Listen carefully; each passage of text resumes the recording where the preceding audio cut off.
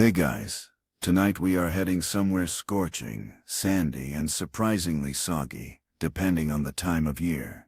Welcome to ancient Egypt, where your day starts, not with a gentle alarm clock, but with the brutal, unfiltered sun turning your little mud brick home into a slow-cooking oven. You're going to try and survive just one regular day here, and spoiler alert, it's going to involve heat rashes, holy cats, and sand in places sand should never go.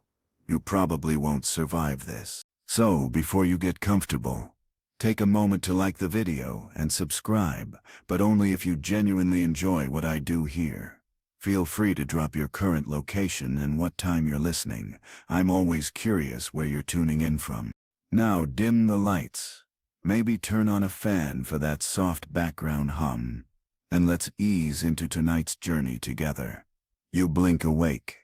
It's not a pleasant blink. The reed mat beneath you is poking your back, and the already sizzling sun is glaring through your window slit like it has a personal grudge. Your house is made of mud brick, which is great for staying cool if you're a scorpion hiding in the wall crevices. For you, it's just hot, stuffy, like trying to sleep inside someone else's breath. The room smells faintly of smoke, dust, and the faintly tangy scent of yesterday's leftover fish stew. Welcome to your very normal peasant home in Thebes, circa 1300 BCE. You share this 10 by 10 foot space with your cousin Hapu, his mother, and two slightly judgmental cats who act like they pay the rent. Outside, roosters scream. Not crows scream. The neighbors are already arguing over whose goat knocked over whose reed basket. And someone's child is crying because they dropped their frog pet in the cooking fire. Again, you swing your feet over the side of your straw mattress and instantly regret it. The floor is packed earth, and already warm. You consider staying horizontal forever, but Hapu throws a woven sandal at you and yells something about being late to fetch water. There is of course no bathroom. You duck behind the side wall with a small jar of nitron and some very scratchy linen. It's functional, dignity. Optional. Now to dress. You have two options.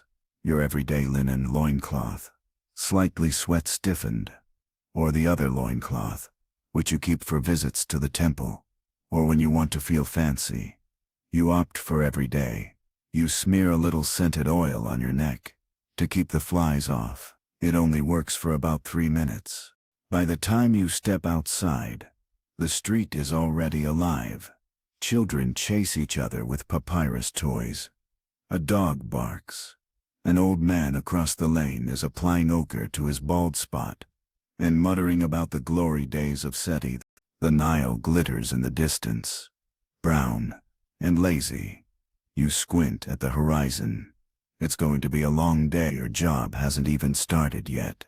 Your sandals are cracked, and your first task, fetching water from the community well, is probably going to involve a minor political negotiation with that woman who insists she was in line first. Always. Still, you trudge on. The sun climbs higher. Your linen sticks to your back, and your foot hits something squishy. Probably a fig. Hopefully. Welcome to your day in ancient Egypt. You've been awake 7 minutes and you already want to lie down in the Nile and float downstream to oblivion. The community well, if one can call it that, is more of a glorified muddy pit lined with smooth stones and bad decisions.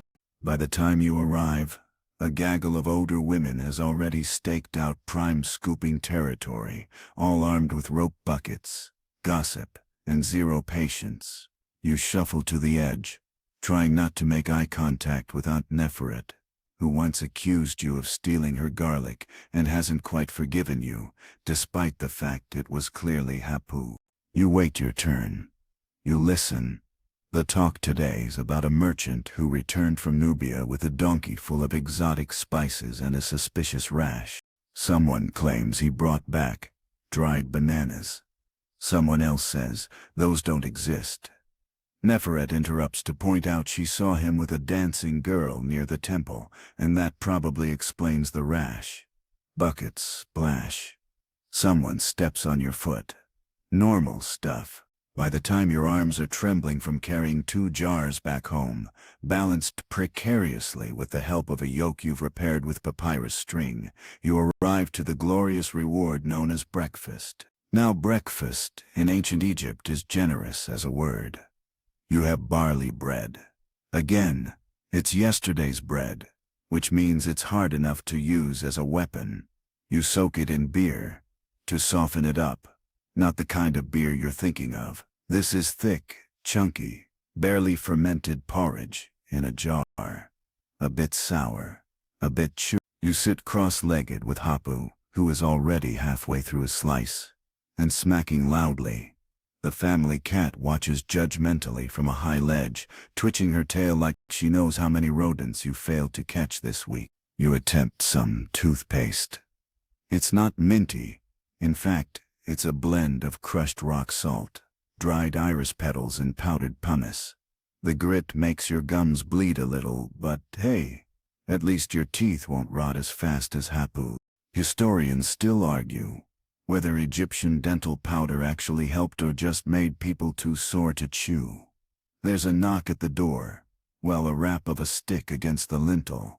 It's your neighbor Jehuti, who once claimed he saw the god Horus in a chick. He's selling onions today, already sweating profusely, and insists on blessing your bread with a song that involves awkward hip movement. You decline the onion. You pack a small satchel with a bit of leftover dried fish, which smells like regret, wrap your head in a scrap of cloth to keep the sun off, and sigh. It's time to head to work. You shuffle past houses painted white to reflect the sun, though after generations of dust and smoke, they all look the same shade of ancient beige. The streets are narrow. A donkey brays at you. You pass the baker's stall, where dough bubbles in sun-heated ovens. It smells amazing, but you don't have the copper to spare, and even if you did, there's that whole someone once found a human tooth in the bread rumor. You arrive at the work site, which today means shoveling silt from the irrigation channels back toward the fields. Your foreman greets you with the enthusiasm of a man who's yelled faster at 6 generations of workers. You're given a shovel. It's dull.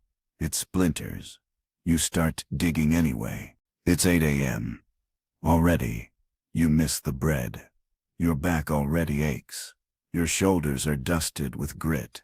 And you've only been working in the fields for what? Maybe an hour. 2 at most. Time is a vague concept when your only clock is the angle of the blistering sun.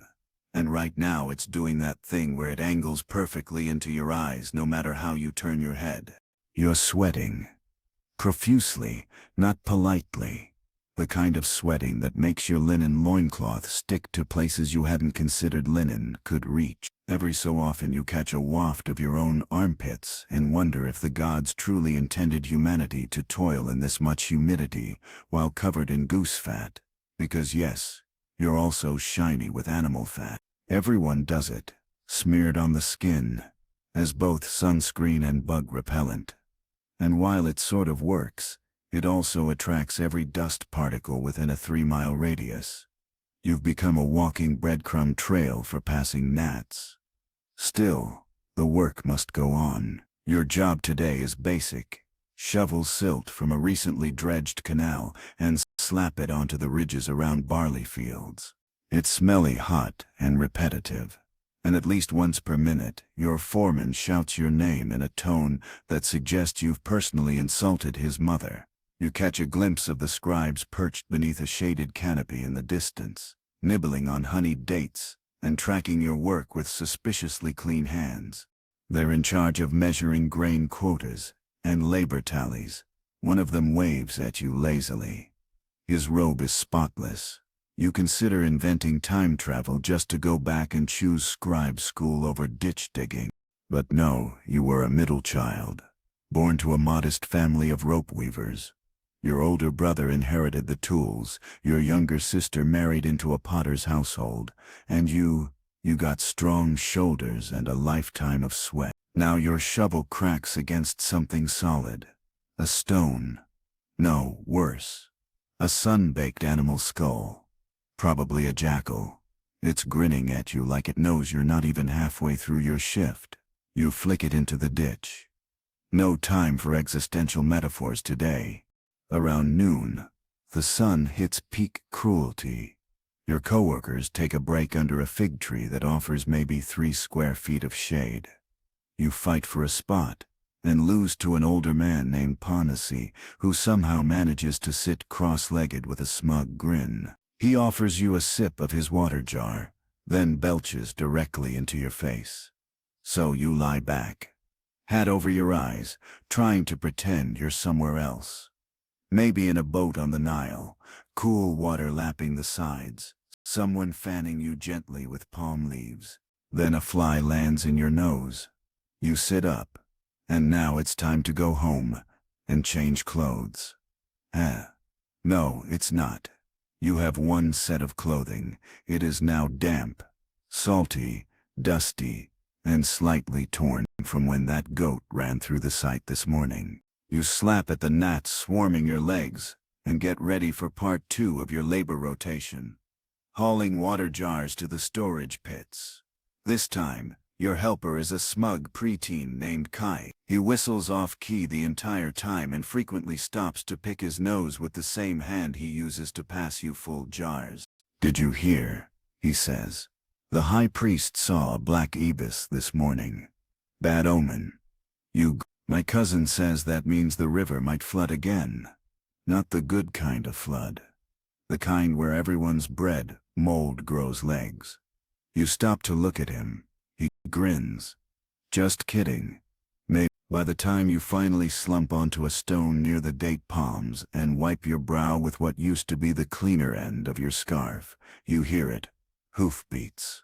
Or more accurately, hoof clack. It's the local scribe's assistant, riding a donkey like he owns the place, calling for workers who can read. You look away quickly. Eye contact means assignment. You pick up a jar and pretend to be very absorbed in water movement. It works. He moves on. Another close call with literacy. By the time the shadows grow long, your muscles feel like they're filled with mud. You trudge toward home. The air smells faintly of cooking onions and dried fish. Someone's dog barks. You sigh. 3 more hours until bed. Your legs wobble slightly as you step into the alley that leads to your home. Every step is a negotiation between muscle fatigue and stubborn pride. The air is thick with a familiar smell of damp earth, animal droppings, and that one neighbor's obsession with frying onions no matter the weather. It's comforting, in the way a wet towel is comforting when you didn't ask for one. You barely make it through the door before collapsing onto a woven mat. Hapu glances up from his corner, where he's carving something suspiciously resembling a duck into a broken pot shard. "Back late," he mutters. Not quite judgmental, not quite impressed. "Shovel jammed," you reply. "Snake again, skull." He nods solemnly, as if this is the most reasonable thing he's heard all day. You peel off your dusty scarf and attempt to shake the grit from your hair, which only results in a thin plume of dirt settling over your half of the room. One of the cats sneezes, pointedly, but there's no rest. A loud knock, more like a pound, on the side of the doorframe. You already know what it means. You've been assigned a temporary post outside the city wall. Supervisors call it a character-building task. Workers call it the forest assignment. Although there's not a tree in sight, it's a tiny guard shack built from crumbling brick and half-optimism, meant to discourage bandits, monitor traveling merchants, and occasionally count passing birds for religious reasons. You're being sent out there tonight. Hapu groans when you tell him. "Again," he says. "It's been your turn twice this moon." You shrug. The foreman doesn't care. Probably forgot who did it last. Probably doesn't care who survives it either. You stuff a small pack with a bit of stale bread, a flask of water, and a dull-edged knife that wouldn't cut butter but might scare a fox. You tie it all in a cloth and sling it over your shoulder. Your back cracks audibly. By twilight, you're walking beyond the last row of whitewashed homes, past the temple pillars, into open scrubland. The soil here is more cracked than usual. The wind kicks up little ghostly whirlpools of dust that dance in the fading light. Your post is a squat shelter with 3 walls, 1 missing roof tile, and a small niche in the back where someone once carved an image of Thoth feeding a monkey. You drop your bundle inside and lean against the warm brick. At least the worst heat has passed. Now it's just a mild sweat-damp heaviness that clings like guilt. You unwrap your bread, chew slowly. Something crunchy. You hope it was a seed. The stars come out. Desert nights are louder than you'd think.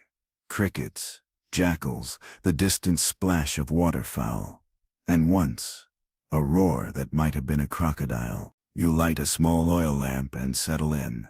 Nothing to do but wait. Watch. God. Around midnight, something moves. Just a rustle. You grip your knife. Silence. Then, a faint voice, speaking too softly for you to understand. You step out. It's a boy barefoot, clutching a bundle of papyrus scrolls. He sees you and freezes. Just going to the priest. He stammers. You nod. You don't want trouble. He scampers past, vanishing into the shadows. You'll pretend you didn't see him. It's not worth the paperwork.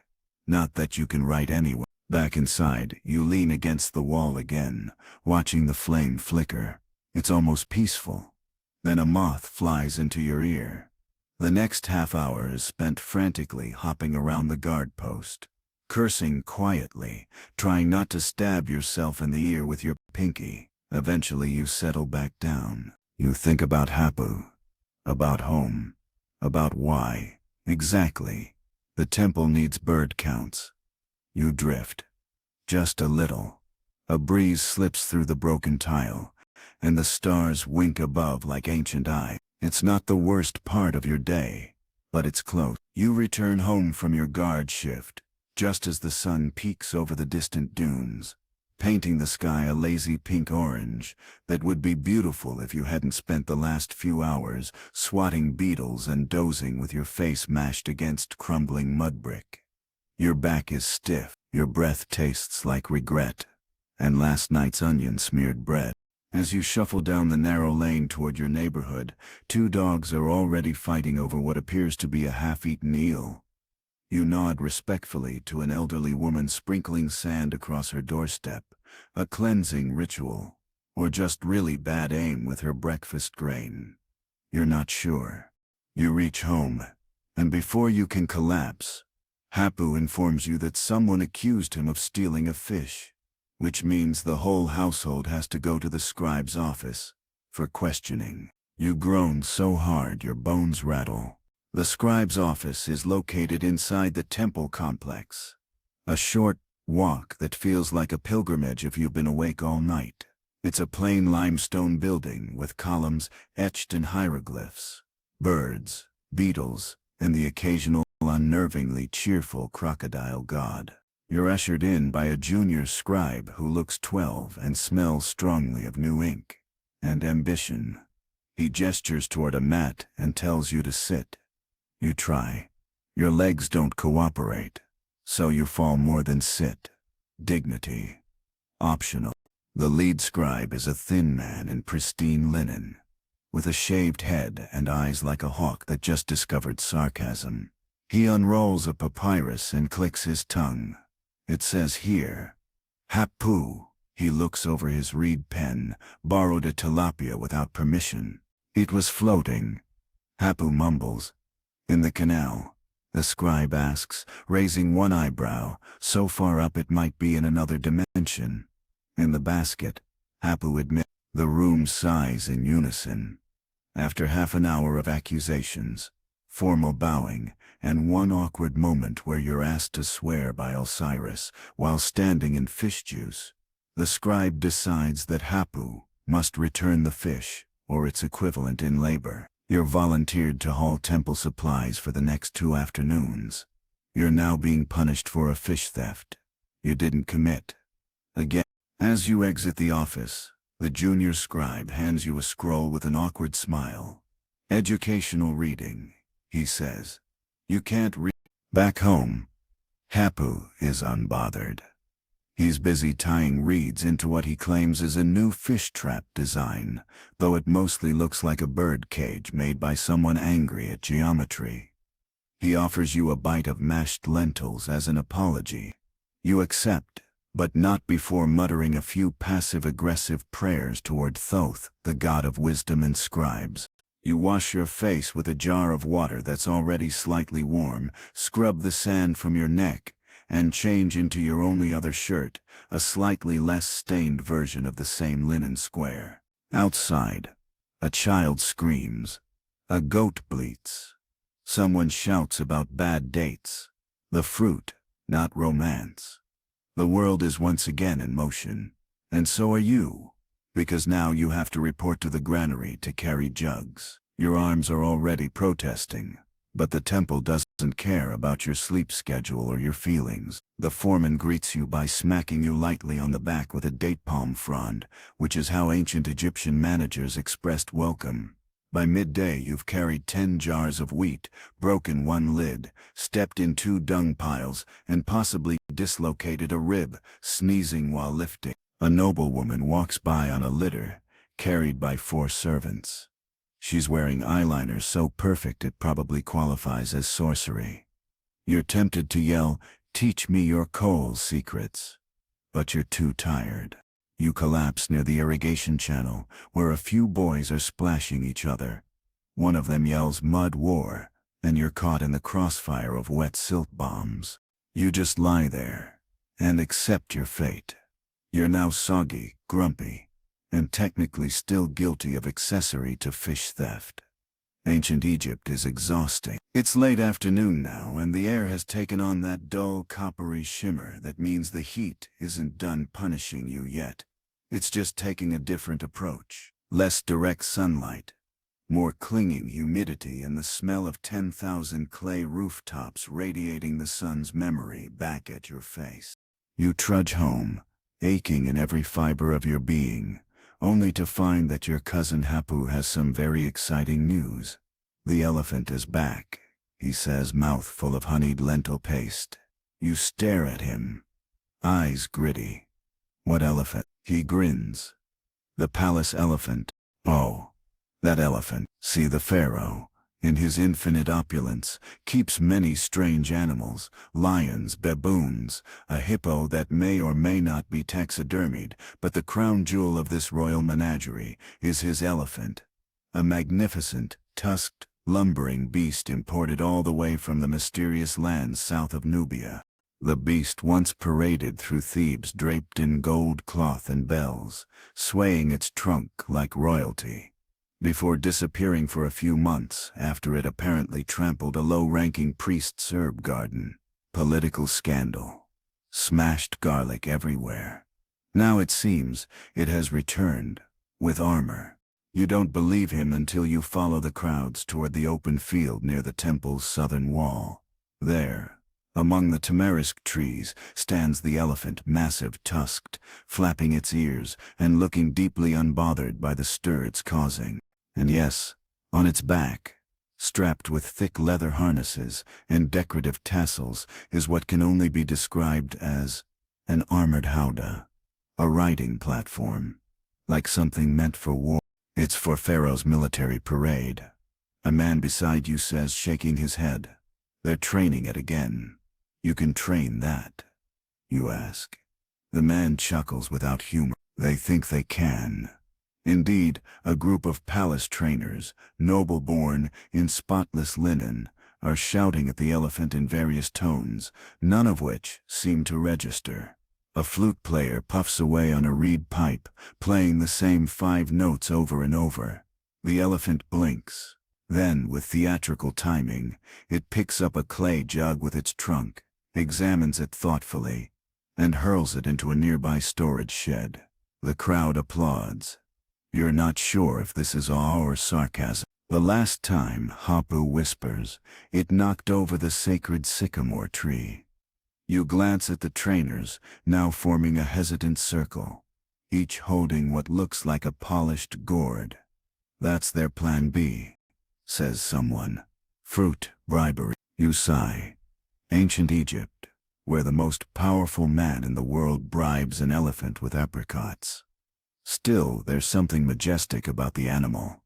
Its size, its calm indifference, the way it moves like it owns the earth. A few small children run up and bow deeply, as if it were a living god. In a way it is. Some temples believe elephants are sacred, messengers from the gods, or the gods themselves in animal form. Of course, it doesn't help that the elephant is parked squarely in front of your evening route home. You consider detouring, but the sandstorm haze is beginning to roll in, and the thought of more walking turns your calves to pudding. So you inch forward. One of the guards notices. You, he says. You freeze. You're a laborer. Yes? Field class? You nod, instantly wary. Come. We need hands to stabilize the outer harness. Of course you do. Before you can protest, you're swept into a group of 5 other peasants and handed a leather strap as wide as your arm. The job is simple. Hold it steady while the noble atop the howdah attempts to demonstrate the animal's obedience by riding in a wide circle. The elephant snorts. Someone lights incense. The flute player starts again, now playing what might be a lullaby or a cry for help. It's hard to tell. The elephant begins to move. Your arms nearly rip from their socket. It's not so much that it moves quickly, it's that it moves with the momentum of a collapsing wall. Each step sends vibrations through the soles of your feet, up your spine, into your very soul. You grip the leather strap with all your might as the platform above you rocks dangerously. The noble atop it waves at the crowd. His gold cuffs shimmer. Then the elephant sneezes. Violent. What follows is a brief yet chaotic ballet of flailing trunks, shouting guards, one overturned melon cart, and at least 2 small chickens fleeing the scene in terror. The noble is fine, dignity intact, but turban askew. The elephant finally halts, after trampling a ceremonial lotus display, and gently stepping on the hem of a priest's robe. The priest takes this as divine approval, and begins chanting. You, meanwhile, are covered in mud, melon pulp, and something that smells suspiciously like temple oil. A child offers you a flower. You decline. Back at home, Hapu is still laughing. I told you it had armor. He wheezes. You looked like you were going to faint. I nearly did, you say, collapsing beside the water jar. You going to be in the parade tomorrow? You glare at him. Only if the elephant demands it personally. That night, as you wash off in a shallow basin under flickering oil light, you think about the elephant. How powerful it is. How out of place it seems here, among the mud brick homes and palm thatch rooftops. But mostly, you think about its calm indifference. About how it does exactly what it wants, no matter the shouting, no matter the plans, and how it always walks away. You wake up the next morning to shouting, not rooster crowing, not the usual neighborly argument over borrowed cooking pots, but genuine, frantic yelling. You sit up, linen tangled around your legs, heart already racing. The first thing you see is Hapu's face, grinning like he just personally angered all the gods and found it funny. You won the war, he says. You blink. What? The palace runner came by. You're being summoned. That snaps you fully awake. You scramble to your feet, ignoring the flare of soreness in your back and calf. Summoned. For what? I didn't do anything. That, Hapu says, stuffing a date into his mouth, is exactly what worries me. But he's wrong. You did do something. Yesterday. The elephant incident. The leather harness. The sneezing. The priest's robe. Oh no. Moments later, 2 guards appear at your door. They are not the smiling kind. They wear kilts pressed into perfect pleats, polished sandals, and expressions like they haven't laughed since the reign of Omnas. You, one says. You helped stabilize the royal elephant? You nod. Come. You consider asking questions, but decide against it. You grab your scarf and follow. They escort you, not to the palace, but to a side compound nestled beside the river, behind a row of painted clay statues of falcons and dancing girls. This is where the pharaoh's administrative inner circle meets. Away from the main halls, you try not to gawk. The courtyard tiles are glazed in blues and greens. You've never seen on anything that wasn't a king's coffin. The air smells like lotus, oil, and secrets. Inside, you're led to a hall where scribes sit in a row. One of them gestures. Name? You give it. Occupation? You hesitate, then settle on field laborer with occasional elephant-adjusting experience. A few scribes snort soft. They hand you a small wooden token. Report to the military courtyard. One says, "You've been selected." Selected for what? For glory, he says. Then adds, and possible death. The military courtyard is a flurry of activity. You count 24 men, some in armor, some shirtless and sun-reddened, all standing in loose lines. A trainer stands atop a crate, shouting instructions about parade drills, formation discipline, and the correct way to hold a spear so you don't poke your neighbor in the ear again. You are issued a short linen tunic, slightly too small, a round shield slightly cracked, and a wooden spear, very splintery. Someone tries to give you sandals, but they're 2 sizes too big, and flop off with every step. So you go barefoot. Your new role. Part of the grand demonstration of Pharaoh's might. Specifically, you'll be walking ahead of the elephant, forming the honor guard, which sounds fancy but mostly involves not getting trampled. Training is brief. You walk in circles, you hold the shield, you try not to pass out. Then comes lunch. Today's rations: a handful of lentils, 3 olives, and a hunk of barley bread, so dry it sounds hollow when you knock on it. You wash it down with beer so sour it could strip paint from a sarcophagus. By mid-afternoon, you're already regretting every decision that brought you here. That's when the nobleman returns, the one from yesterday. He descends from a palanquin with a look of theatrical boredom. His tunic is embroidered. His sandals are made from dyed crocodile skin. He looks directly at you. You, he says. You didn't flinch yesterday. You blink. While others panicked, he continues. You held your position. You try to respond, but all that comes out is a noise like He nods. Very well, you'll walk closest to the beast today. You want to protest. Say you're not actually brave, just tired and too stubborn to let go of a strap. But instead, you nod and accept your fate. Parade time. The crowd stretches along the main avenue of Thebes, fanning themselves with palm fronds, perched atop mud brick walls, dangling their legs from rooftops. Music blares from drums and flutes.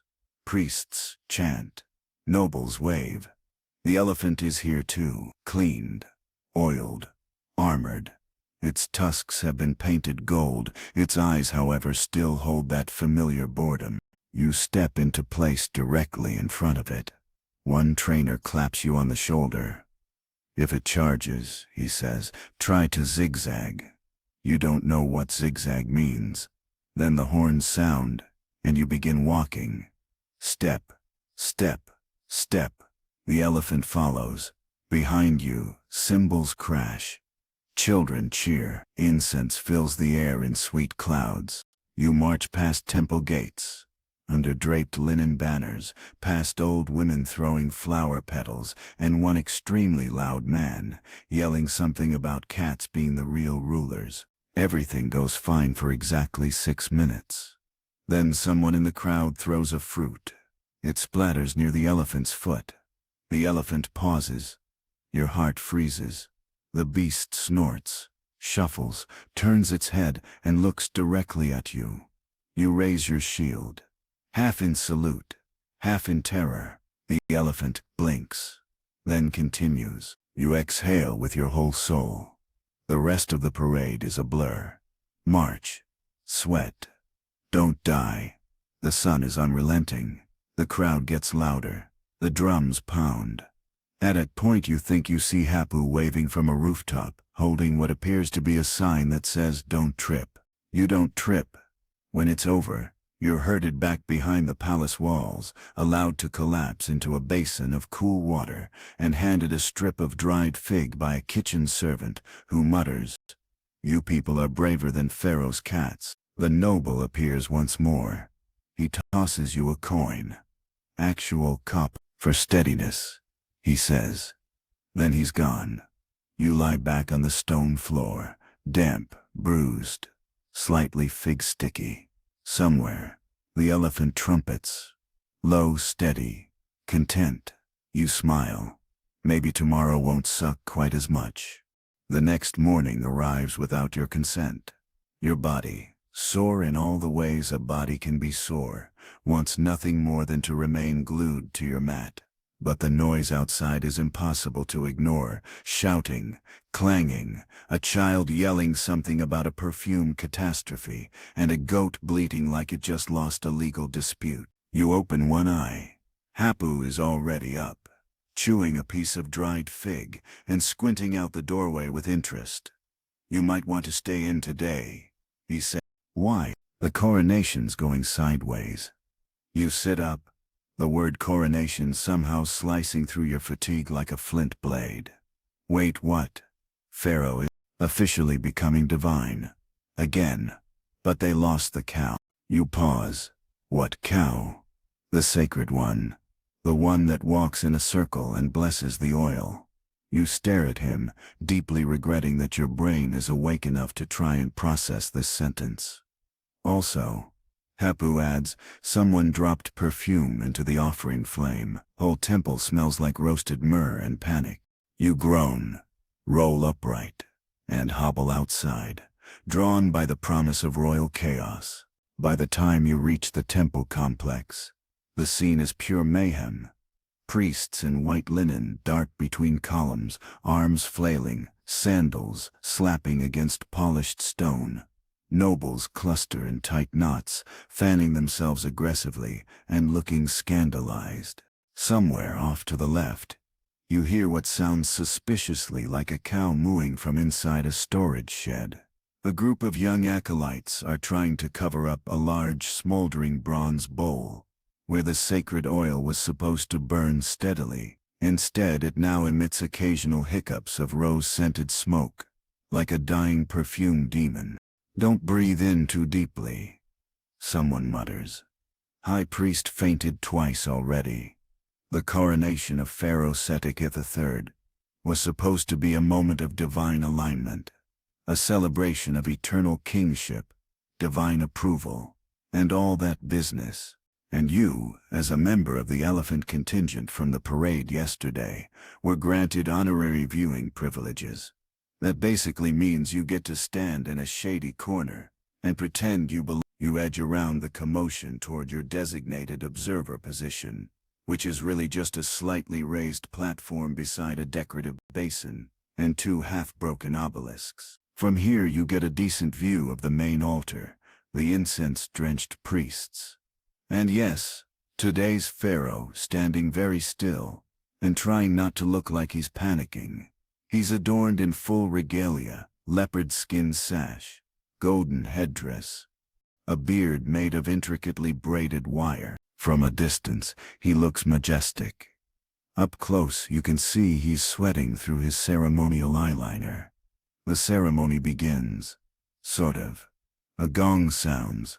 The crowd hushes. The chief priest steps forward, raising a scepter in both hands.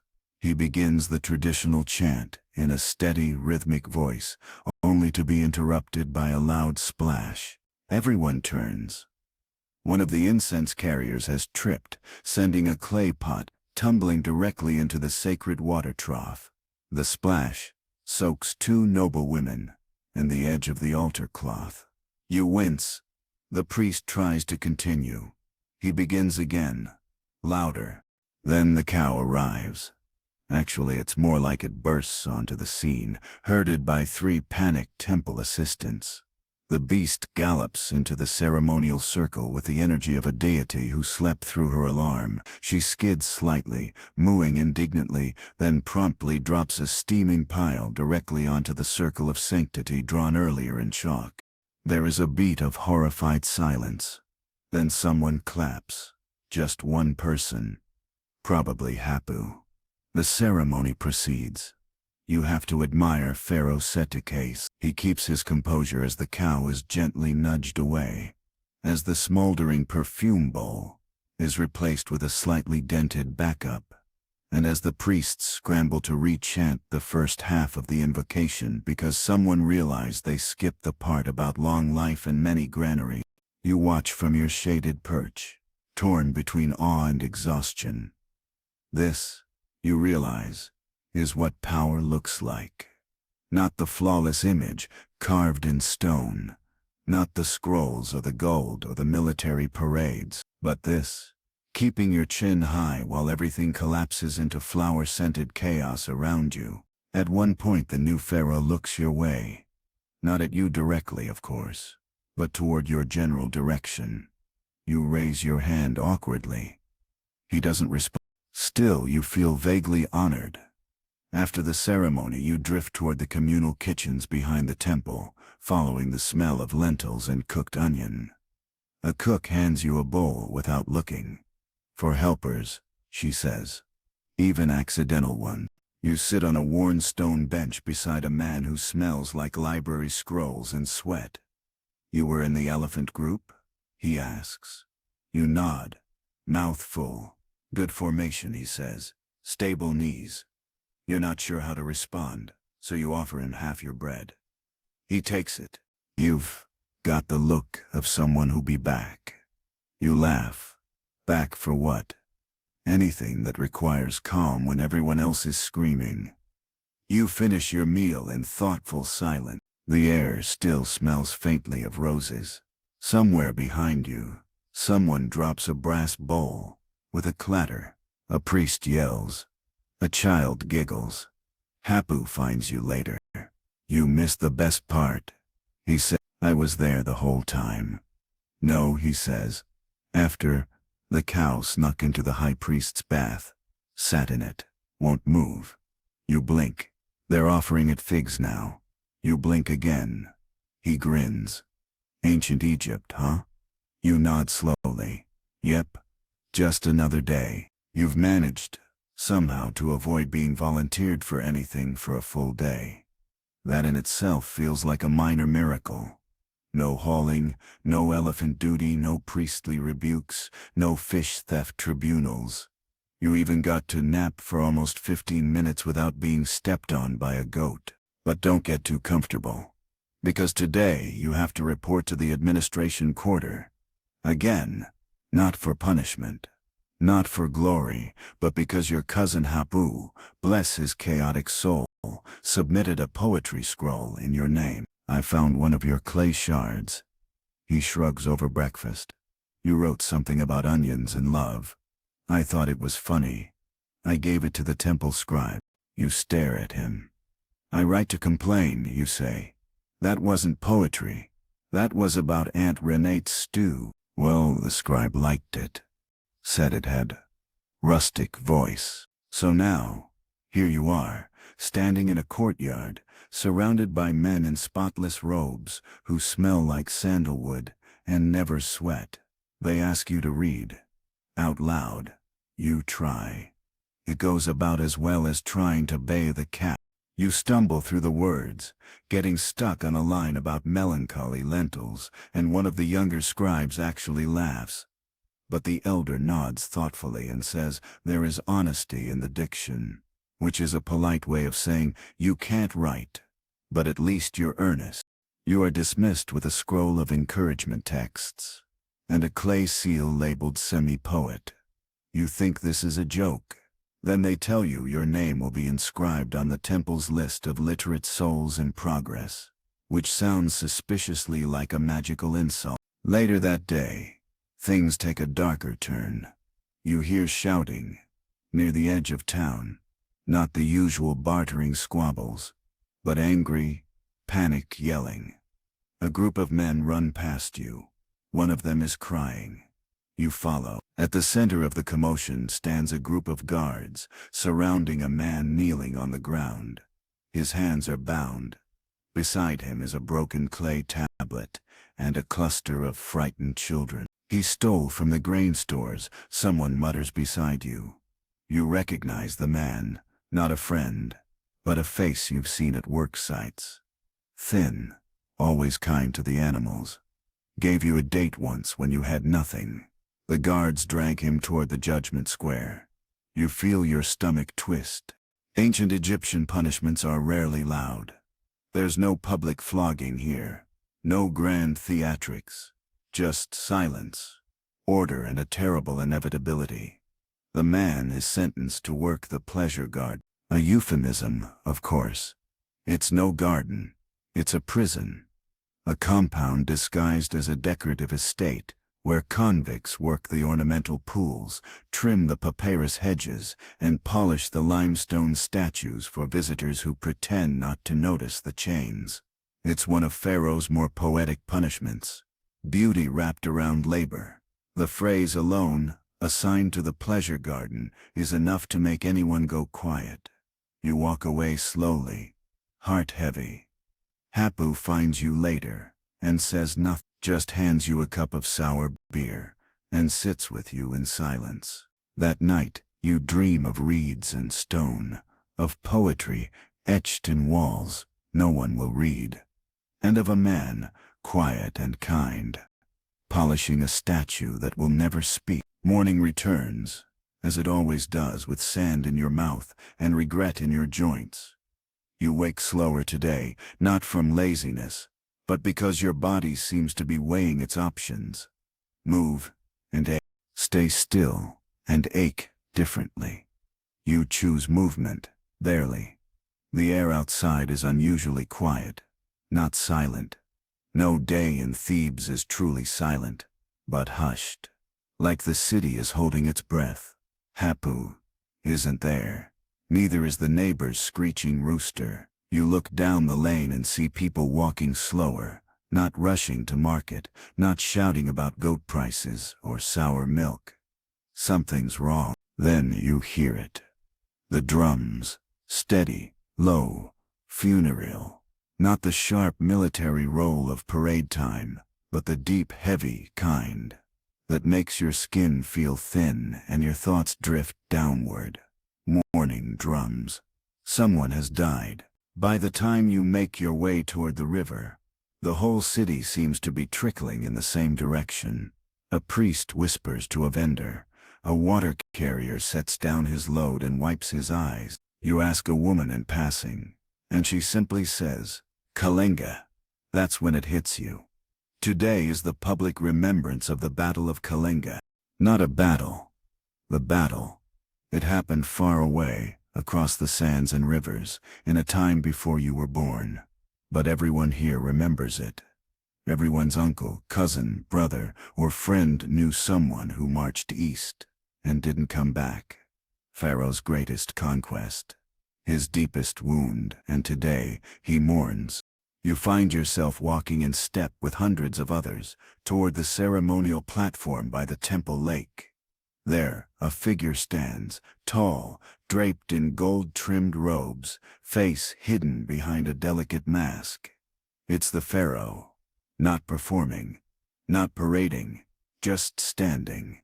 Behind him, arranged in a neat line, are the names of the dead etched onto clay tablets, resting on a long, low altar. Each one a name, some short, some long, all ending the same. A hush settles as the high priest begins to speak. He doesn't glorify. He doesn't chant of conquest or victory. He simply tells the story of how Pharaoh once sought to expand Egypt's borders into the rich lands of Kalinga. How thousands marched and how tens of thousands died, soldiers, civilians, traders, scribes. how the rivers ran red, and how even the victors wept. You can't look away. You can feel the weight of it. The battle you never fought in. The screams you never heard. But the pain still trickles down the years and finds a place inside you. And then Pharaoh speaks. His voice is softer than you expect. Not booming or royal, but weary. He speaks of regret, of foolish pride, of waking in the night and hearing the voices of those who can't answer anymore. I wanted glory, he says. And what I found was silence. A gust of wind stirs the papyrus reeds around the lake. Then comes the part you didn't expect.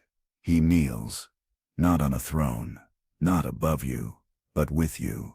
You hear people gasp. A noble somewhere drops his fan. Even the priests look unsure what to do. Pharaoh bows his head, and you realize he is not just mourning the dead. He is asking their forgiveness. That night, the city lights. No fires.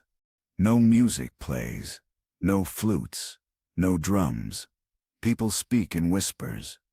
They pass bowls of food with bowed heads.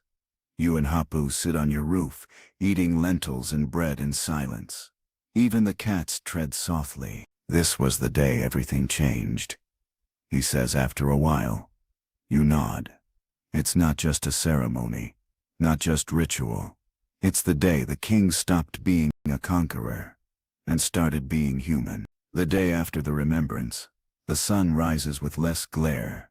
Or maybe that's just how your eyes see it. Softened by last night's quiet.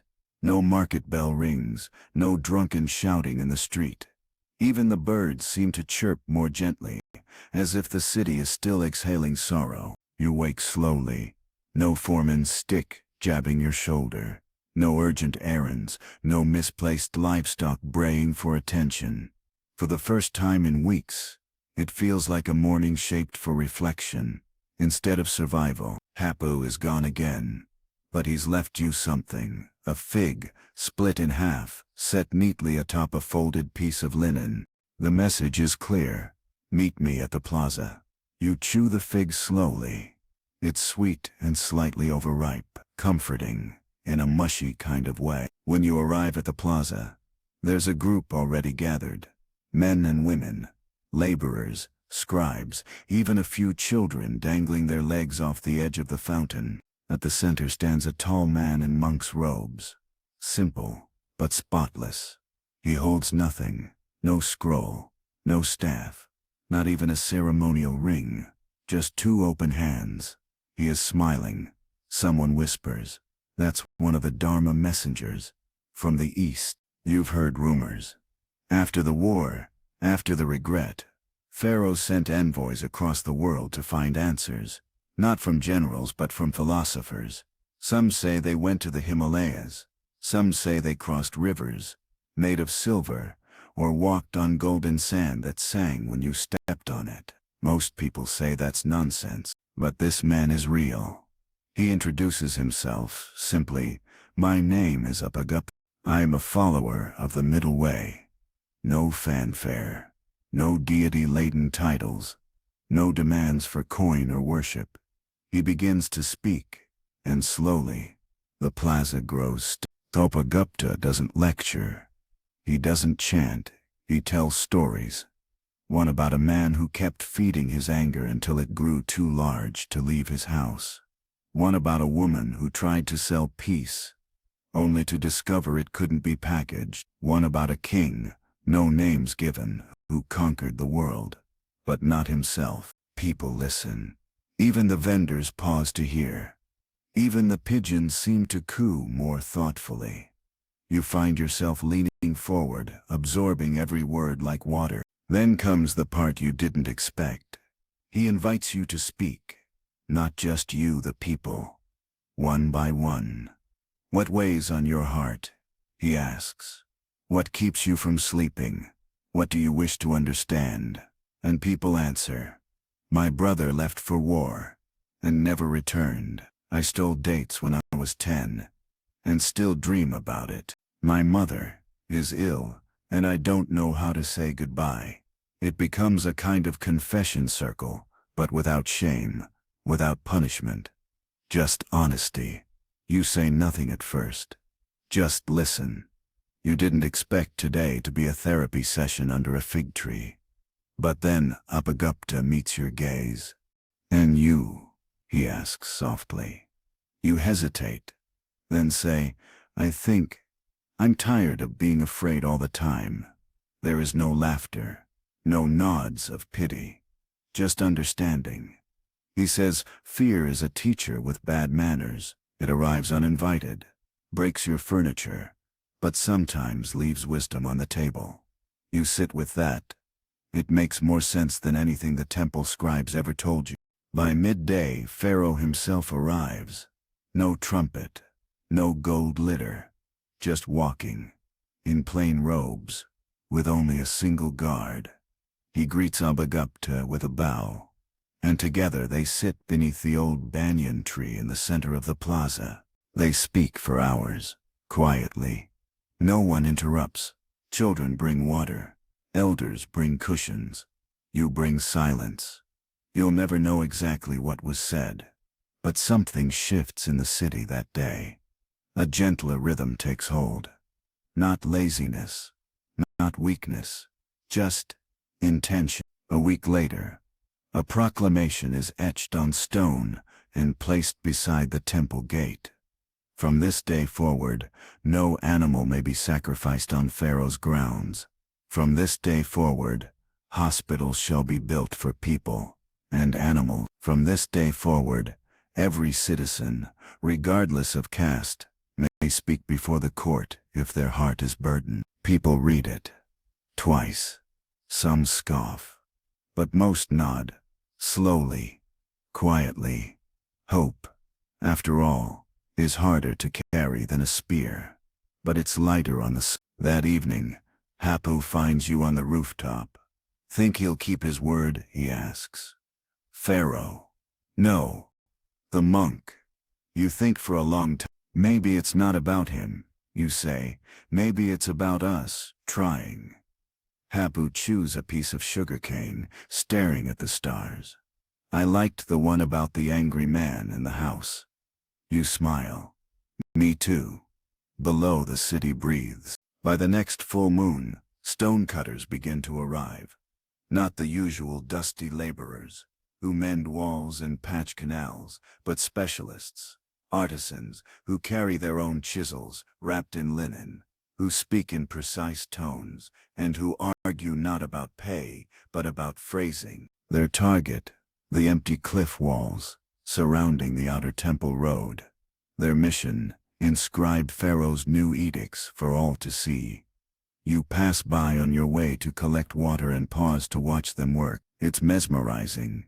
One man reads aloud slowly from a clay tablet, while another chisels each symbol into the rock with the reverence of a man writing the names of the dead. Every line starts the same. "Thus speaks the beloved of the gods. Ashoka, servant of all." Ashoka, that's Pharaoh's chosen name now. Not Sateki III. Not Lord of the Two Lands, not Sovereign of the Scorpion Throne, just Ashoka. A name borrowed from another land. Another time. A symbol of transformation. Some say he chose it because the sound reminded him of the river's song at night. Others say he met a holy man in a dream. You're not sure, but the name fits. It's lighter, kinder, still powerful. And now it's on every walls, pillars, entryways, even the sides of grain silos. But nothing spreads the word faster than the elephants. You see the first one at dawn. A young bull, tusks painted with white swirls, a harness draped in embroidered linen, bearing the royal symbol, a lotus entwined with a wheel. It lumbers down the avenue slowly, purposefully, a wooden cart attached behind it, carrying a stone pillar as long as a fishing boat.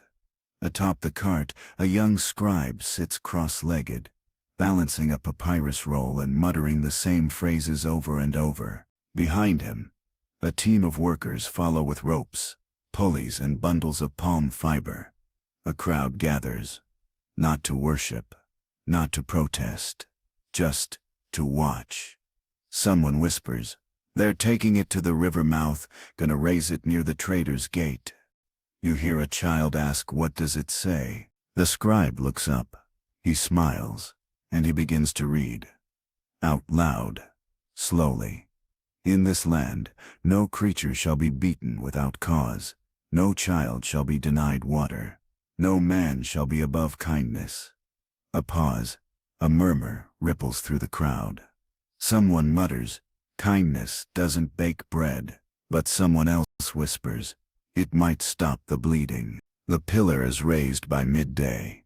You help, not officially, but when the ropes tangle and the crew cries for more hands, you jump in.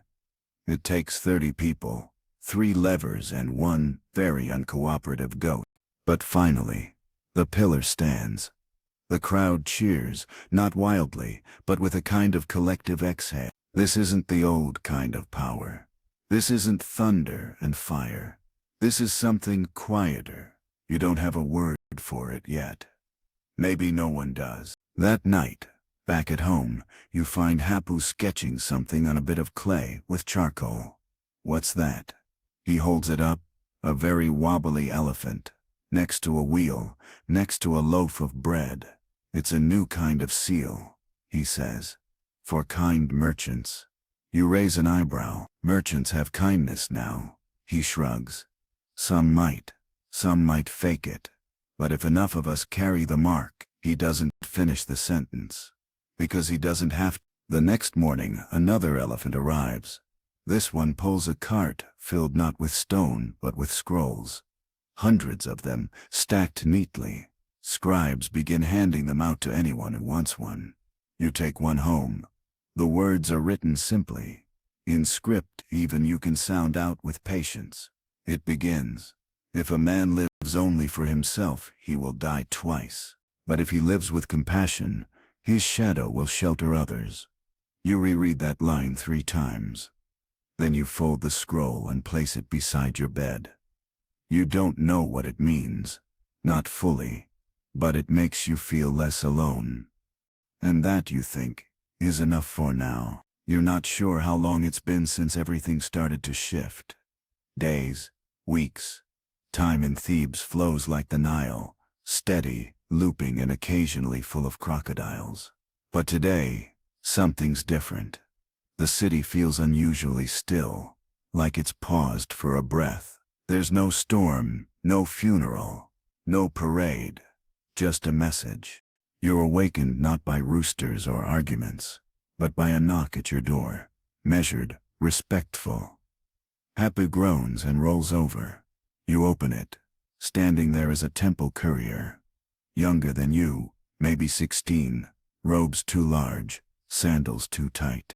"For you," he says, offering a palm scroll wrapped in blue ribbon. You take it. He bows and leaves. You open it slowly. The ink is fresh. The calligraphy round, graceful. No smudges. It reads, "The monk Upagupta requests your presence beneath the banyan tree at the hour before dusk." You blink. Read it again. You're not a scribe. You're not a priest. You're not even a particularly good field worker. So why you? You show it to Hapu. He raises an eyebrow, shrugs. Maybe he liked your fear confession. You smack him lightly with a reed fan. You spend the day distracted. Every errand, every moment in the field, feels like it's coded in questions. What does he want? What will he say? What are you supposed to do? You bathe, twice. You even clean your fingernails, which is rare enough to prompt Hapu to say, "Should I be worried?" The hour arrives. You walk to the banyan tree slowly, trying not to sweat too obviously. The plaza is quieter than usual. Just a few children playing, a vendor stacking jars, 2 cats fighting dramatically over a beetle. The Upagupta is already there, sitting cross-legged. As always, still, calm, dressed the same, modest robe, bare feet, a single wooden bead bracelet on his wrist. He smiles when he sees you. You bow awkwardly. He pats the ground beside him. You sit. A moment passes. Then two. The silence, not awkward. It's thick, peaceful. Finally he speaks. Do you remember what you said the first day we met? You nod. That I was tired of being afraid. He nods. And now? You think. I think. I'm still afraid. But I'm less alone. He nods again. Pleased. That is the middle way, he says. You glance around. I thought the middle way was a path. A journey. It is, he says. But not with your feet. With your heart. You let that sink in. Then you ask. Why me? He smiles. You've seen both worlds. Sweat and stone. Scribes and stables. Punishment and mercy. That makes you useful. You blink. Useful. For what? He doesn't answer directly. Instead, he tells you a story. About a king who tried to dam a river. He built walls, ordered men to haul stone, even cursed the water when it flooded. But no matter how high he built, the river always found a crack, until one day, the king stopped fighting. He built canals instead, let the river flow, but gave it shape. That king, Upagupta says, learned compassion. Then he looks at you. And I think you can help shape the river here. Your mouth goes dry. I'm just me, he chuckles.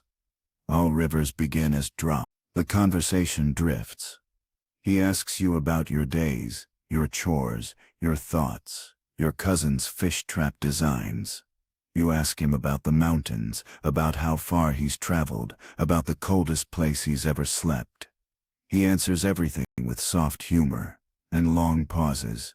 You don't realize how late it's gotten, until the sun dips low and the sky turns amber. As you prepare to leave, he hands you a small scroll. Keep it. Open it when your shadow feels heavy. You nod, unsure what that means, but comforted anyway. Then he says, next time, bring Hapu. You laugh. He'll talk your ear off. I look forward to it. That night, you sit on the roof, feet dangling over the edge, watching the stars come out. Hapu joins you, chewing something that crackles too loudly. Well, he asks. You hand him the scroll. He unrolls it, squints. What's it say? You read aloud. You cannot stop the wind, but you can learn to sail. Hapu grins. That would make a good fish trap name. You groan. You're impossible. I try. You both sit in silence for a while. Below, the city lights a few lanterns. Somewhere, an elephant trumpets softly in the dark. The next week brings a shift in the wind, both literal and metaphorical. The actual wind comes from the west, kicking up red sand and carrying it through the city in long, curling gusts that dust every surface with a fine film. It's the kind of dry breeze that makes your teeth feel gritty and turns your water jar into a desperate hope rather than a solution. But the other wind, the figurative one, is different. The monks are multiplied. You notice them in corners now, sweeping temple steps, serving meals to beggars, listening to old men rant about grain prices as though they're receiving divine prophecy. They're not loud. They don't preach. They simply show up, and where they go, something odd happens. People calm down, just a little. The city's rhythm changes, almost like it's syncing itself to some quieter drumbeat. That's when the visitors begin to arrive.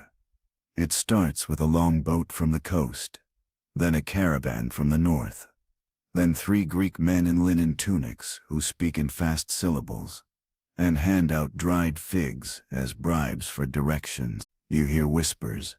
Ambassadors from the west, philosophers, maybe, or spies. Then finally, diplomatic guests of the pharaoh. You're in the granary courtyard when it's confirmed. A page runs by, breathless, shouting, they're preparing the royal hall.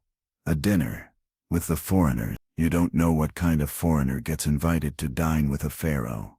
But you do know one thing. Wherever there's a royal dinner, there are broken things to fix, and tired workers to serve. You brace yourself. Sure enough, that evening, you're drafted. Not for cooking, thank the gods, but for moving pottery and preparing jugs of water and beer for the attending guests. You're handed a fresh linen tunic, only moderately patched, and told to stand politely invisible along the east wall of the banquet room. You do as you're told. And what a room! The dining chamber is a long open space lined with marble columns and painted reeds.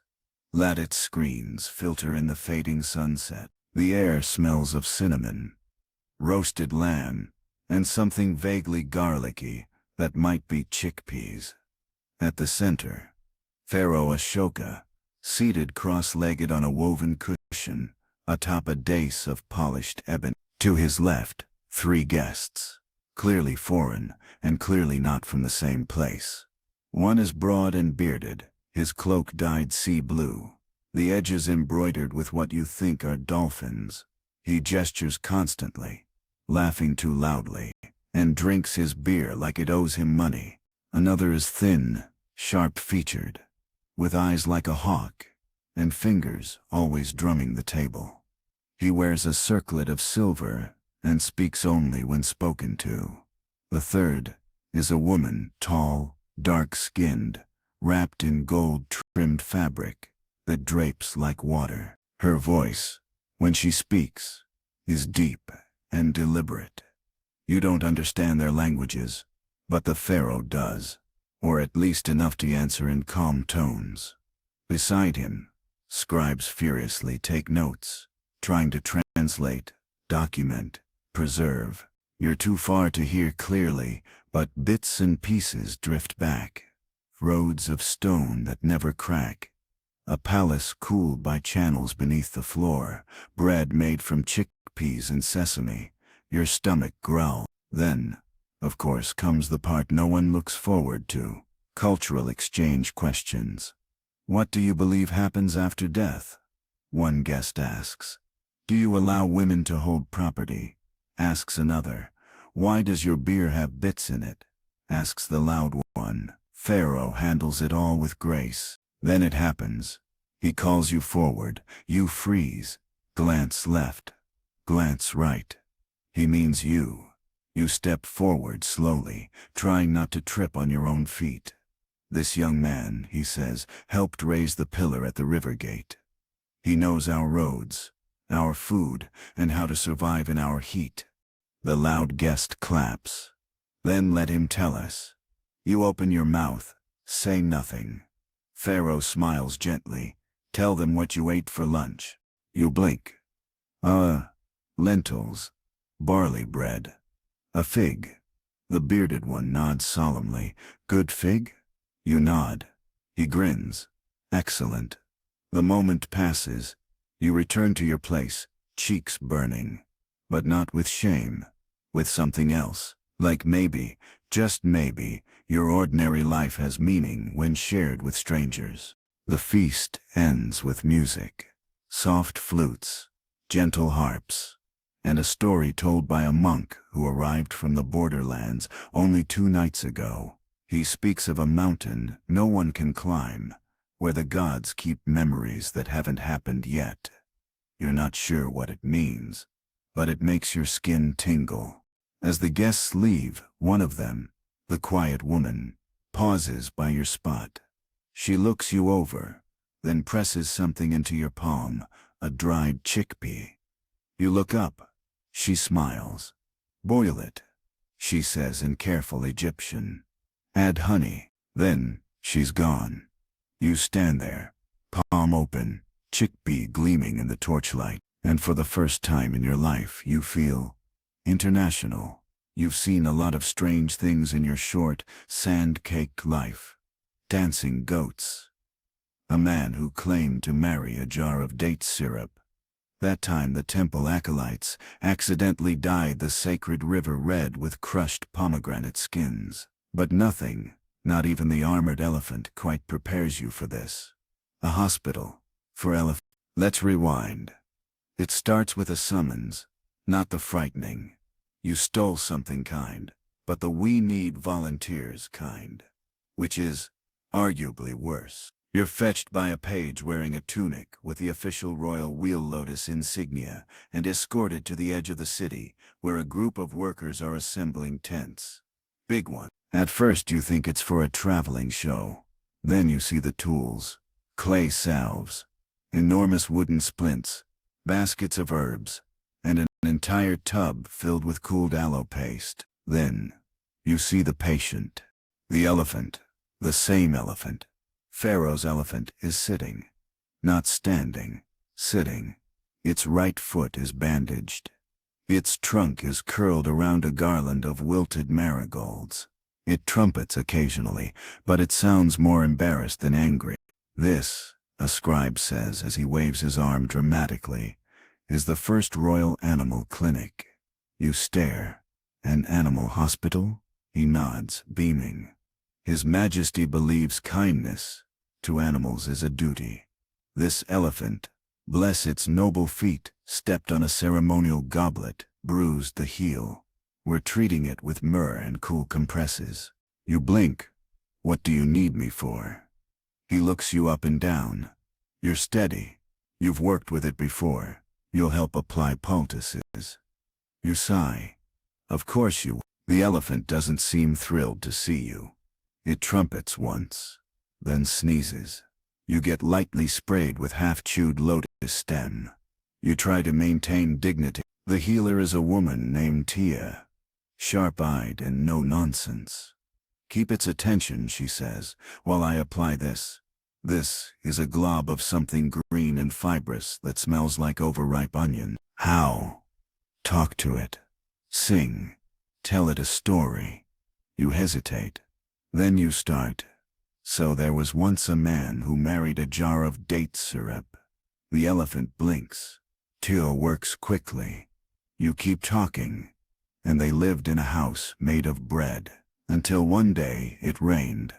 The elephant makes a low rumble. Possibly a You keep this up for half an hour, swapping stories for stability, voice for volume, until the foot is wrapped and everyone sighs with relief. You're covered in aloe, half a banana, and something you hope is just water. Still, you feel useful. Important. Part of something larger. The next day, you return. Not summoned. Just curious. The clinic has expanded. Not just elephants now, dogs, goats, even a goose with a limp. People are lining up with injured animals. Some bring pets. Some bring livestock. Some bring wild creatures they found tangled in reeds. A boy arrives with a turtle he swears has a cough. Tia lets him in. You find yourself helping again. Cleaning bandages, refilling water jars, fetching herbs. You learn the names of new roots. You learn how to keep a goat from biting during an eye exam. You even learn how to gently convince an owl not to scream during ointment application trick. Sing to it like it's a spoiled child. The word spreads. By the end of the week, there are 3 tents. A 4th is being built. One corner is labeled Elephant Spa and includes mud soaks, tail brushing, and flute-based calming therapy. The elephant, of course, loves it.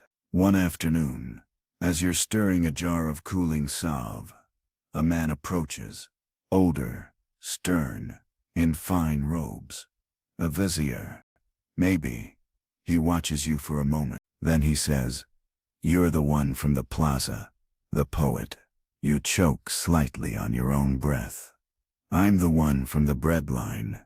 He smiles faintly. "Same thing. These days." He hands you a scroll. "From Pharaoh." You stare at it, afraid to open it. "You've been listed," he says, "on the new register." Register. For the Kind Service Corps. You blink. "That's real?" He nods. He's making it official. A group of workers, listeners, guides. Not warriors, not scribes. Helpers. You read the scroll. It's simple. Handwritten. Warm. Kindness must be made visible. May your hands continue to heal. You sit down on the nearest stone bench, scroll in hand, trying to process the reality that in a land of pyramids and gold, your name is now tied to kindness. Hapu finds you later. You smell like elephant feet. You grin. Thanks. What's that? A royal scroll. He pauses. Can I borrow it to impress someone? No. He shrugs. Worth asking. You both sit by the spa tent, watching as a goose waddles in for a wing check. And for once, you feel no rush.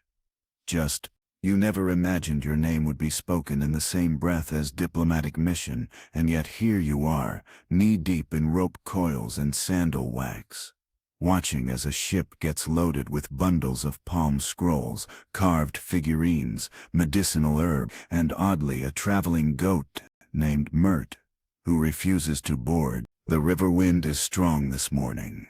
Flags flap lazily from tall reeds near the dock.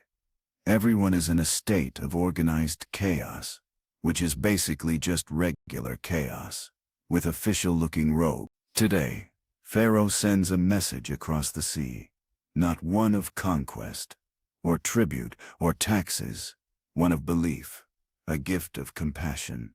And you, of all people, get to witness it. The cargo includes statues of the Buddha, carved by local artisans in stone sourced from the desert cliffs. They're lighter than the originals, easier to transport. Each one has a calm smile, and a palm raised in blessing. You helped carry 2 this morning, trying very hard not to drop one into the river. The ship is long, flat-bottomed, with a painted eye on the prow and room for 10 oarsmen.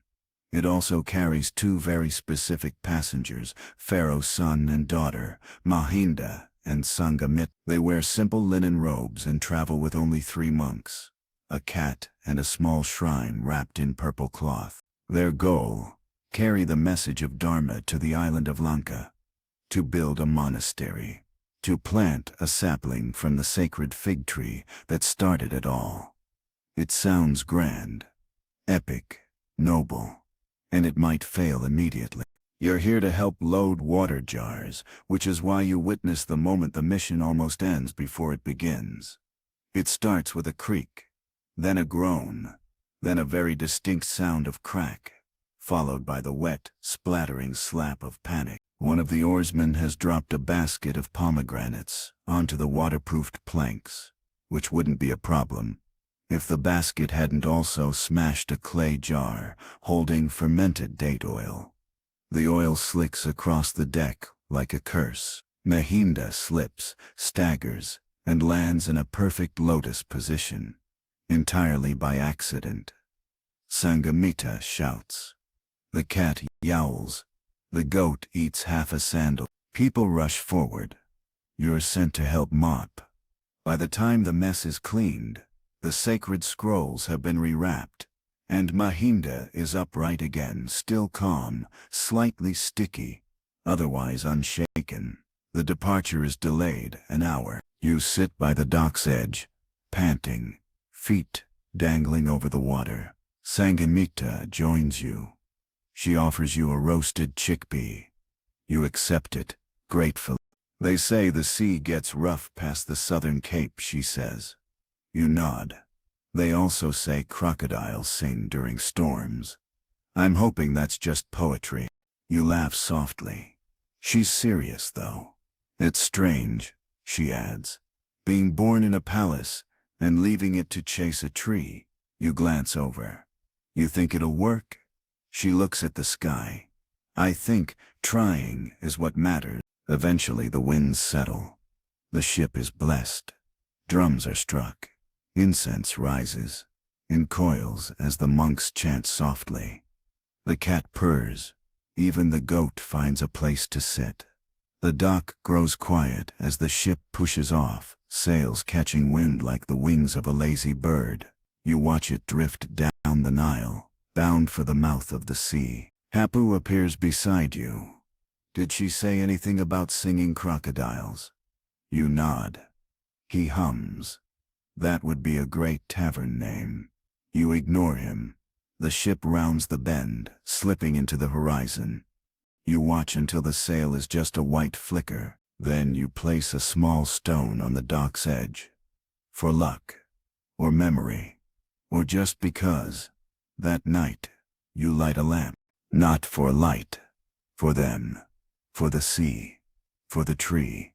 For every journey that begins with a wobble and a spilled basket of pomegranates. The city wakes late today. Maybe it's the heat, already thick as linen by mid-morning. Or maybe everyone's just slightly hungover from last night's poetry recitation at the Monk's Quarter, where someone rhymed suffering with buffering, and the entire crowd pretended to understand. You're sweeping dust from the roof tiles when the knock comes firm, rhythmic, and somehow smug. You open the door to find a boy dressed in blue and gold, holding a tray with a wax-sealed letter and a pouch that jingles. "For you," he says with a grin that suggests he knows exactly what's inside. You untie the seal and read. It's an invitation. From your nephew. Sorta.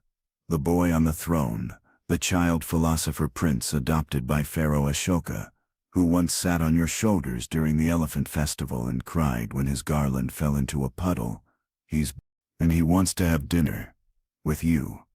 Also, he's bringing exotic birds. The palace gardens look different by starlight. The usual torchlit formality has been replaced by something cozier. Hanging lanterns swing gently from date palms. A low table is set with bowls of pomegranate seeds, fried lotus root, roasted chickpeas, and sweet almond paste. There are only 6 seats. One of them has a small cushion labeled "You." Seated already, the young prince, now about 13, dressed in scholar's robes far too large for his frame. Next to him is a bird cage, containing a bird with feathers like spilled paint, and an attitude to match.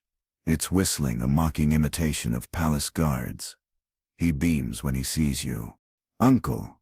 You blink. "We're related now." He shrugs. "Everyone who listens to me twice counts." You sit. He launches into a description of his journey across the desert to the border of Nubia, where he found a monastery that grows pineapples for philosophical reasons. You can't tell if he's exaggerating, but it's entertaining. The bird whistles again. "That's Saffron," he says. "She debates with me. She wins." You try not to laugh with a mouthful of chickpea. Dinner is oddly informal. There's no scribe recording your every word.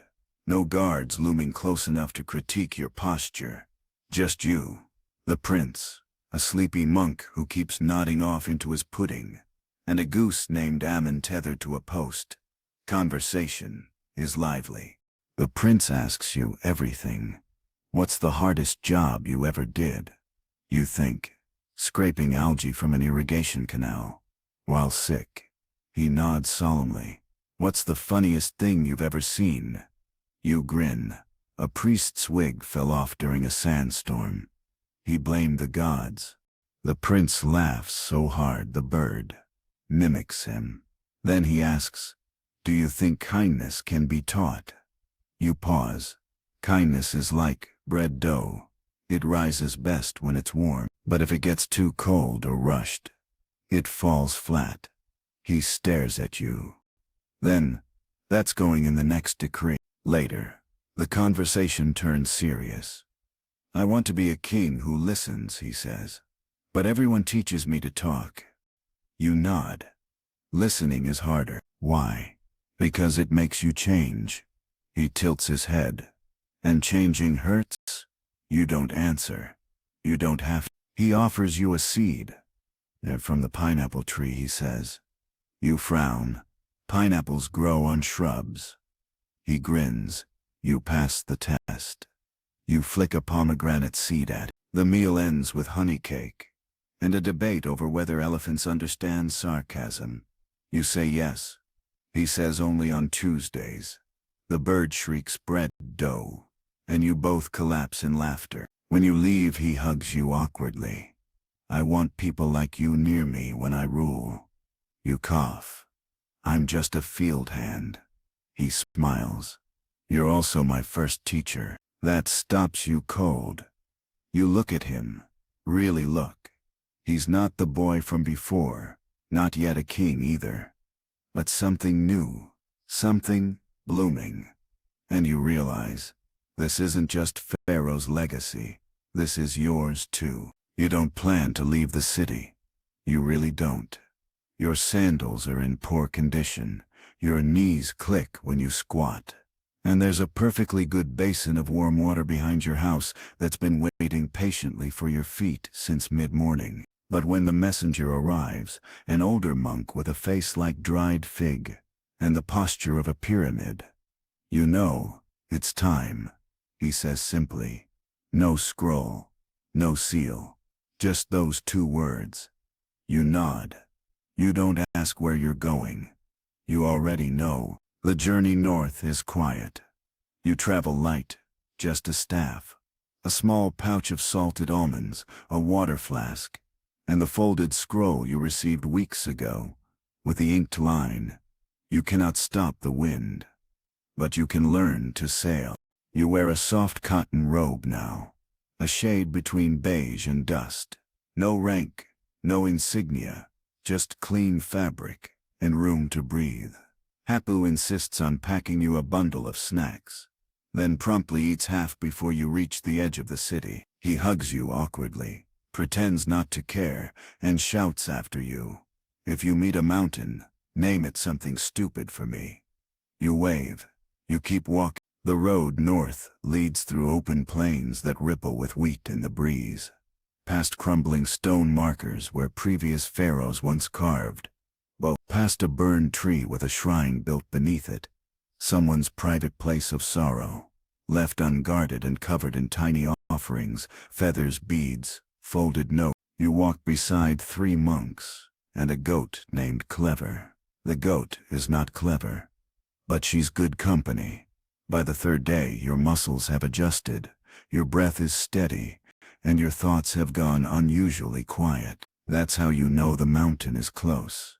It appears not all at once, but in fragments. A shadow on the horizon, a stony ridgeline peeking through clouds, the taste of pine in the wind. When you finally reach its base, you understand why they brought you.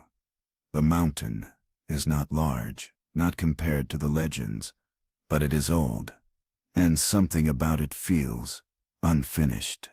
Wait, there's a grove at the base, silent, dense with green shade. In its center, the Bodhi tree, or more precisely, a Bodhi tree, a sapling grown from a sapling, grown from the one beneath which the Buddha once sat. Its trunk is still young, smooth to the touch, but its branches spread like arms wide enough to hold the sky. Pharaoh has sent you here to watch it grow, but not just watch, to help build what will surround it. Not a temple, a space, a garden for thinking, a place for travelers, for resting, for listening, for sitting in simple. The days are slow. You help dig irrigation ditches. You help plant papyrus. You help design a low stone wall that curves in a spiral, not a square, no corners, no barriers, just a path that leads inward. Each day begins with silence beneath the tree. Each day ends with bread, and you sleep beneath the stars. And for the first time in years, you feel no urgency, no weight, no ache that isn't welcome. On the 7th morning, you find a stranger sitting beneath the tree, young, barefoot, wearing traveler's robes and a smirk like he knows a secret. He looks at you. You, the one who used to carry water jars. You blink. Still do. He grins. Good, then you can carry this. He tosses you a small stone, painted with the word listen. You hold it. He nods. That's your task now. Then he vanishes into the forest. You never learn his name, but you keep the stone, and every morning after, you place it at the base of the tree. You don't return to Thebes right away. Not for months. Not until the garden is complete. Not until the birds return in spring. Not until you've written 3 new poems, one of which is just the word breathe, scratched into bark with a stick. When you do return, everything feels different, quieter. Not because the city has changed, but because you have. You return to Thebes in midsummer, when the Nile begins its slow, glorious swell. The river rises like a god stretching its arms. Boats lean heavier into their moorings. Fishermen smile wider. The city smells like wet earth, green shoots, and warm clay. You come back with thicker calves, quieter eyes, and a bag full of seeds. Your first stop isn't your old home. It's the plaza, to sit beneath the banyan tree. Someone's carved your name into the trunk. You don't know whether to laugh or sand it off. You leave it. Some things belong to the world. Word travels quickly. By dusk, 3 scribes, 2 curious merchants, and 1 overexcited chicken vendor have stopped by to say welcome home. Hapu appears mid-evening, barefoot, with a half-eaten fig and a stack of reasons why you left all the boring chores to him. You hug him anyway. The next day, you're summoned again, but this time it feels less like a command, more like a reunion. You're led not to the palace, but to a quiet hill near the garden temple. There, a new structure rises. Circular, low-walled, simple, built of red stone and memory. It's a tomb, but not just any tomb. Pharaoh Ashoka. Past at first light, says the attendant beside you, a monk with the voice of a reed flute. You blink. The words don't land at first. He knew it was coming, she continues. His last request was to be buried near the common road, where travelers might rest in his shadow. You walk forward slowly. The tomb is modest, unadorned. No golden scarabs, no towering statues. Just a rounded brick dome, and a single stone pillar at the center, etched with words you can barely read through the tears in your eyes. Let my rest be useful. Let my shadow be kind. There are already offerings, reeds, jars of water, sandals, folded poems. Someone placed a loaf of bread at the entrance, still warm. You spend the day sitting beside the tomb, watching people come and go. They don't wail, they don't kneel, they just pause, look, whisper something between their teeth, and the wind. Hapu sits beside you at one point, chewing sugarcane. He'd have hated a big funeral, he mutters. You nod. He squints at the tomb. Looks like a beehive. Maybe it is, you say. A hive for memories, but not everyone agrees. Later that week, you hear the debates. The nobles want a grand monument. The scribes argue over where the true tomb is. Some claim his body was never buried, only symbolically entombed. Others say it was divided, relic style, sent across the empire. One rumor says Pharaoh's ashes were placed beneath a temple in Lanka. Another insists he became a bird. You know none of this matters, because the real legacy isn't where he's buried. It's what still grows. The hospitals still run. The garden still flowers. The goats are still vaccinated. Children still chant his edicts in school courtyards. Travelers still carry scrolls of mercy in their belts. And people still tell the story of the day the king bowed. One evening, you return to the tomb alone. You light a single oil lamp and place it beside the pillar. Then you sit. Not to pray, not to cry, just to breathe. A child walks by. Is that the tomb of the kind pharaoh? She asks. You nod. She places a tiny clay bird at the base. Thank you, she whispers. You don't know if she means you, or him, or both. You close your eyes, and for a moment, you swear you hear an elephant. Far off in the night, letting out a low, familiar trumpet, half sigh, half lullaby. And you smile, because some echoes never fade. The seasons pass slowly after that.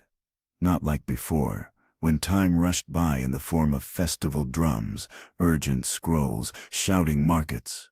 Now it unrolls gently like a mat beneath your feet, offering rest, one quiet day at a time. You begin your mornings beneath the banyan tree, reading aloud from old scrolls while children throw pebbles at mangoes. Some days you work in the garden, coaxing papyrus and lentils from the soil. Other days you teach, though you'd never call it that.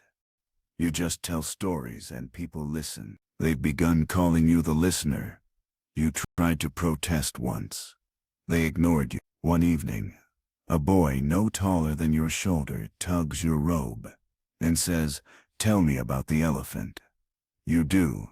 You tell him about the armor, the melon cart, the parade, the way the elephant sneezed so hard it blessed a priest. He laughs, then asks, "Do elephants forget?" "No," you say. "Not the kind that matter." He seems satisfied with that. So are you. Years pass. Slowly, kindly. Pharaoh Ashoka is remembered less as a ruler, more as a rhythm, an undercurrent in every kind deed. Every shared bowl, every stranger offered a seat in the shade. His name softens. His story spreads, not as fact, but as fragrance.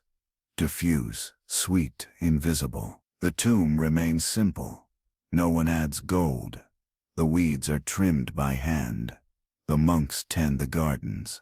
The city's breath stays steady. Even the goats behave. Mostly. You begin to walk slower. Your knees click louder. You sleep deeper. You worry less. One morning, you're sitting on your roof, knees drawn, mug of barley tea in hand. When you see it, the elephant. Not a statue, not a dream. The elephant. Older, grayer, slower, but unmistakable. It ambles through the city gate at dawn, led by no one, wearing no saddle, no banner, just a garland of white flowers around its neck.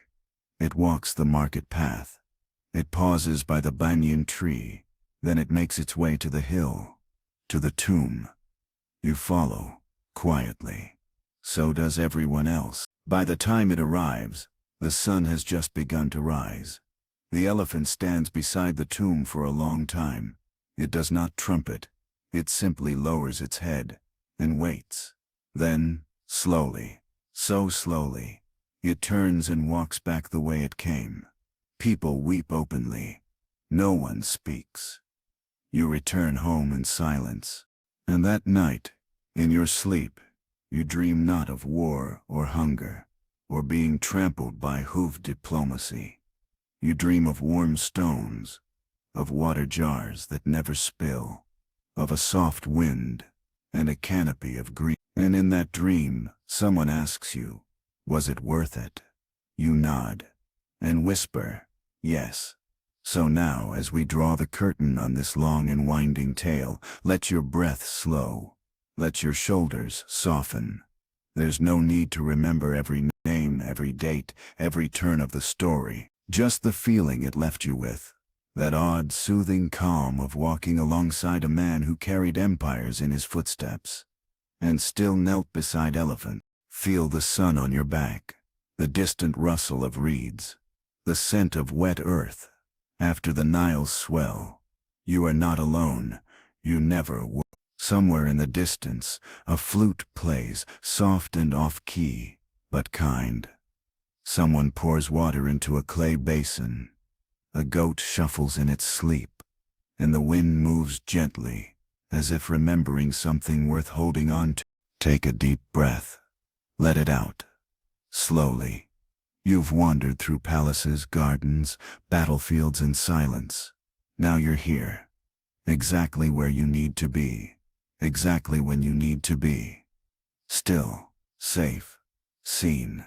Sleep well, dear listener, and may your dreams be filled with fig trees, quiet elephants, and a sky that remembers your name.